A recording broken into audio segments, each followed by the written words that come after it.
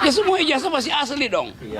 Nah kesalahan kalian itu adalah minta Jokowi nunjukin ijazah aslinya. Salahnya di situ. Minta tunjukin isi palsumu. Nah, begitu dong. Very basic question. It's a very basic question. Kalau dianggap sebagai scan asli, kenapa analisisnya bukan dari scan asli? Sumbernya saya tidak tahu. Enggak, kenapa? Iya udah. Sumbernya Andi Azwan. Nah, saya bingung. Palsu. Frustasi juga saya. Dia ambil dari gambar Nggak masuk akal. yang Enggak, artinya Ini Anda bukan melakukan asli ini. Saya lagi. tanya Bang Andi Azwan, ini punya Dian Sandi? Selamat datang di GBK News, menyajikan berita terkini, cepat, dan terpercaya untuk Anda. Berikut informasi terbaru yang kami rangkum hari ini. Ada satu hal yang jarang disadari banyak orang. Dalam banyak kasus besar, yang paling berbahaya bukanlah bukti, tapi ekspektasi. Dan sekarang, ekspektasi publik terhadap sidang ini sudah terlanjur terlalu tinggi. Banyak yang membayangkan akan ada satu momen dramatis. Seseorang datang, membawa dokumen, menunjukkannya di depan hakim, lalu semua selesai. Seolah-olah kebenaran bisa ditutup dalam satu adegan, padahal realitas hukum tidak pernah bekerja seperti itu. Sidang ini, kalau kita bedah secara rasional, justru akan dimulai dengan sesuatu yang sangat membosankan. Tidak ada emosi, tidak ada kejutan. Yang ada hanya prosedur, pembacaan dakwah, verifikasi identitas, lalu pengaturan. Yang ada hanya prosedur, pembacaan dakwaan, verifikasi identitas, lalu pengaturan alur persidangan. Di titik ini yang sebenarnya diuji bukan kebenaran, tapi struktur perkara. Apakah kasus ini berdiri di atas fondasi hukum yang kuat? Atau hanya sekedar narasi yang membesar di luar pengadilan? Ini dari Dian Sandi dan ini punya Mas Andi Azwan, Bang Andi Azwan, oke? Tolong gambar sebelum. Yang bawah Dian Sandi, yang atas Bang Andi Azwan. Ya, Oke. Oh ini masih yang tadi ya. Gambar ini itu menunjukkan dari mana arah datangnya cahaya. Misalkan gambar ini cahayanya di sini ya Pak. Terus yang ini ada di sebelah pojok kanan, terus yang ini ada yang di pojok kiri gitu.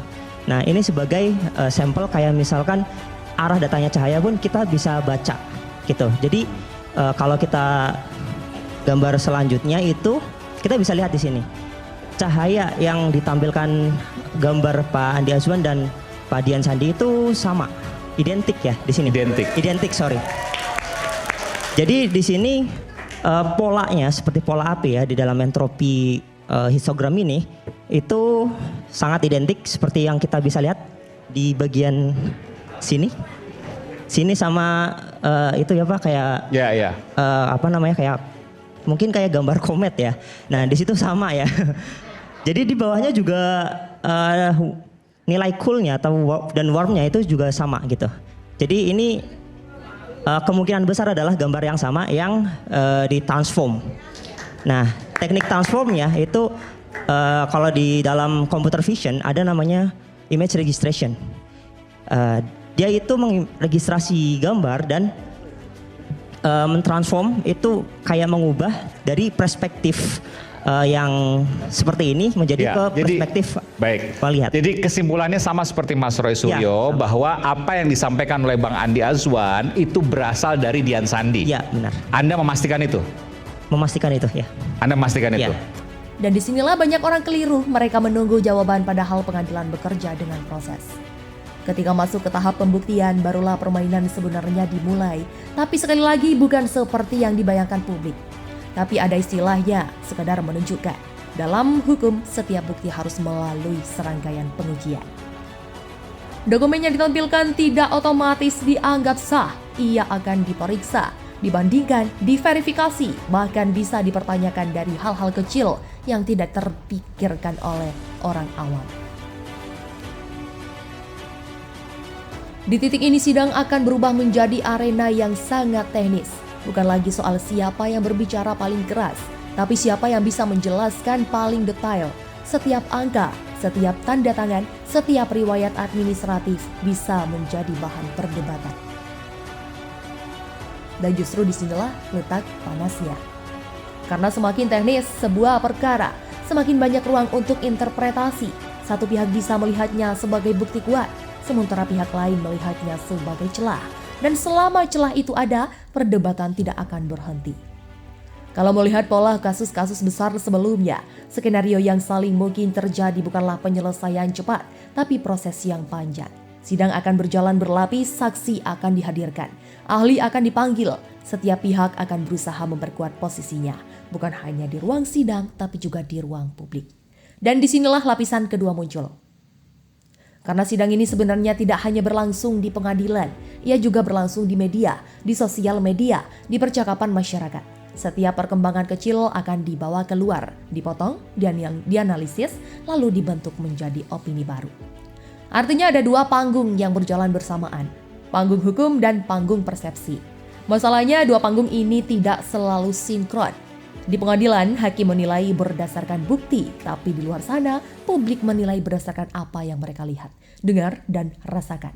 Dan seringkali yang paling kuat bukan bukti, tapi narasi yang paling mudah dipahami.